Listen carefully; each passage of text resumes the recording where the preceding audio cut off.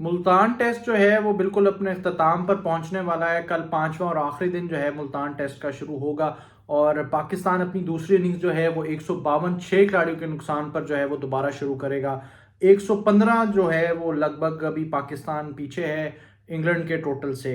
और जिस तरीके से पाकिस्तान क्रिकेट टीम ने दूसरी इनिंग्स में बल्लेबाजी की वो आप सबके सामने है। मतलब एक से बढ़कर एक गंदा शॉट, एक से बढ़कर एक मिस्टेक पाकिस्तान क्रिकेट टीम के बैटर्स ने की।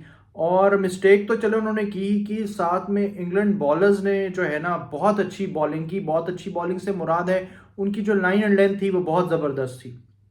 और पहले दिन मैंने आपको जिस तरीके से बताया जो इतना मार खाई इंग्लैंड के बॉलर्स ने, उसकी एक रीज़न ये भी थी कि इंग्लैंड के जो सबसे एक्सपीरियंस्ड फास्ट बॉलर हुआ करते थे जेम्स एंडरसन, जो कि अब उनके कंसल्टेंट हैं, बॉलर हैं, बॉलिंग कोच हैं, वो मौजूद नहीं थे इस इंग्लैंड टीम के साथ। और क्योंकि ये सारी इनएक्सपीरियंस साइड थी और उन्होंने पाकिस्तान क्रिकेट बैटर्स ने उसका पूरा भरपूर फ़ायदा उठाया। उन्होंने जो है ना सही करके इंग्लैंड बॉलर्स की जो है वो धुलाई की थी। लेकिन आप देखें कि जेम्स एंडरसन के आने के बाद इंग्लैंड ने दूसरे ही दिन जो है वो उसका फ़र्क महसूस होना शुरू हो गया था।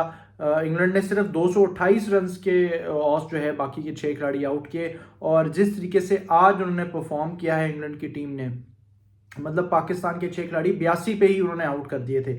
हमारे बैटर्स की तो चलिए गलती है ही है, लेकिन साथ में उनकी बॉलिंग का भी है वो कमाल है, क्योंकि उन्होंने एक जो चैनल है, चैनल ऑफ अनसर्टनिटी, उसके ऊपर बॉलिंग की। और फिर पिच का जहाँ पे लो बाउंस हुआ, जहाँ पे उन्होंने एंड पर लेके आए, फिर जिस तरीके से बाहर बॉल निकाल रहे थे।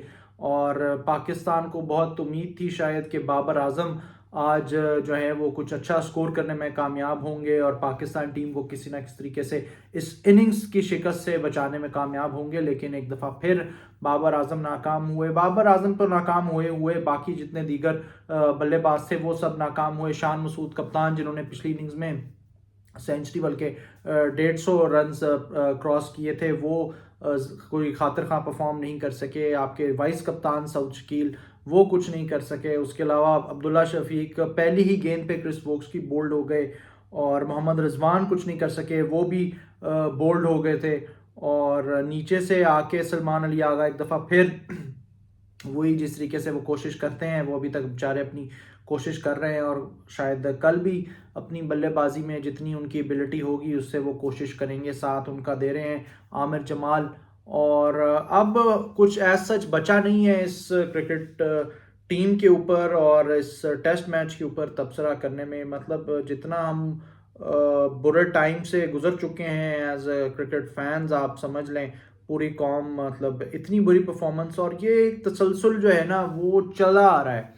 और सोने पे सुहागा ये है कि आज पाकिस्तान क्रिकेट बोर्ड ने एक और अपनी जो है फनकारी लगाई और एक मीडिया जो है उन्होंने कंटेंट मीडिया के अंदर जारी किया सोशल मीडिया पे, जिसमें बाबर आजम की जो है वो वीडियो थी। अब उसकी क्या लॉजिक थी या उसके पीछे क्या मंतक थी वो बेहतर वही बता सकते हैं, लेकिन इनको ये अंदाज़ा नहीं होता कि भाई किस सिचुएशन से पाकिस्तान टीम गुजर रही है, क्या स्कोर बोर्ड पे क्या स्कोर है, विकेटें कितनी गिर चुकी हैं और क्या हालात चल रहे हैं। लेकिन ये लोग बाज नहीं आएंगे अपने इस कंटेंट को निकालने के चक्कर में।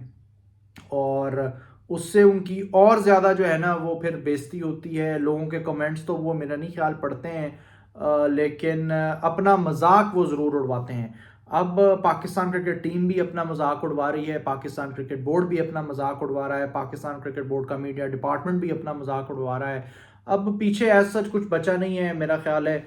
मतलब जितना गुस्सा आप समझ लें लोगों को है इस वक्त इस टीम की परफॉर्मेंस पर, लेकिन कोई कुछ भी नहीं कर सकता। और जब तक आप सीरियस कोशिश नहीं करेंगे, जब तक आप इसी तरीके से अपनी पॉलिसीज़ को लेके चलेंगे, तब तक कुछ नहीं हो सकता पाकिस्तान क्रिकेट का। मैं बहुत अरसे से ये बात कर रहा हूँ कि आपको रेड बॉल और वाइट बॉल के लिए जो अपने खिलाड़ी हैं, ख़ास तौर पे बॉलर्स हैं, उनको अलग करना पड़ेगा।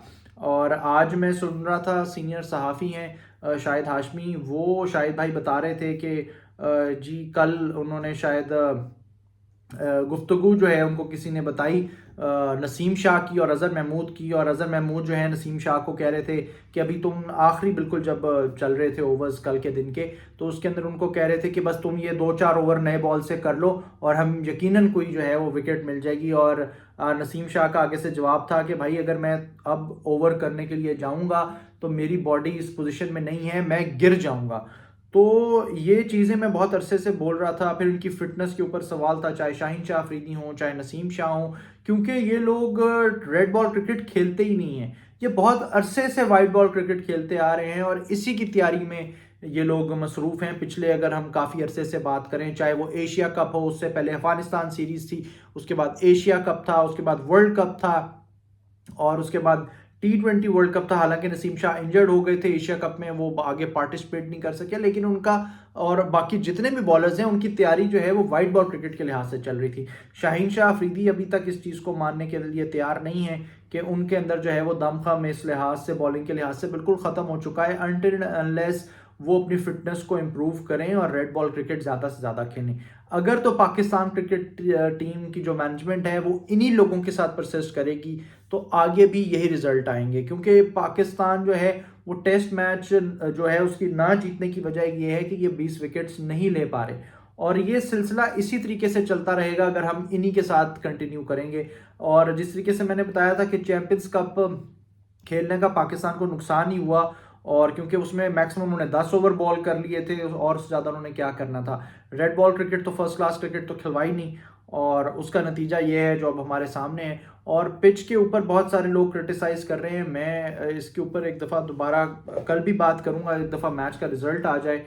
लेकिन पास्ट में मैं इन शॉर्ट आपको बताता चलूं कि पाकिस्तान में इसी तरह की जो है ना वो पिचेस बना करती थी, और पाकिस्तान जो अगर कामयाब होता था तो वो अपने बॉलर्स की स्किल की वजह से होता था, चाहे वो फास्ट बॉलर्स हों चाहे वो स्पिनर्स हों। लेकिन अब ना उनके पास वो पेस है, ना उनके पास वो स्किल है, ना वो स्विंग करना जानते हैं, ना सीम करना जानते हैं, ना वो रिवर्स करना जानते हैं, ना वो ब्रेक करना जानते हैं, ना लेग ब्रेक, ना ऑफ ब्रेक, ना दूसरा।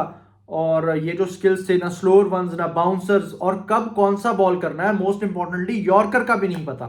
तो ऐसे हालात में पाकिस्तान क्रिकेट टीम का कुछ नहीं हो सकता। मेरा ख्याल है हम लोग जो इन लोगों के साथ एक्सपेक्टेशंस लगाए बैठे थे वो बहुत ज़्यादा गलत थी, और अब ये क्लियर कट सामने आ गई हैं चीज़ें। और मेरा नहीं ख्याल कि अब ये टेस्ट में तो शायद ये इन्हीं को आगे लेके कंटिन्यू करेंगे और उसका रिजल्ट सेम आएगा, ये रिजल्ट चेंज नहीं हो सकता।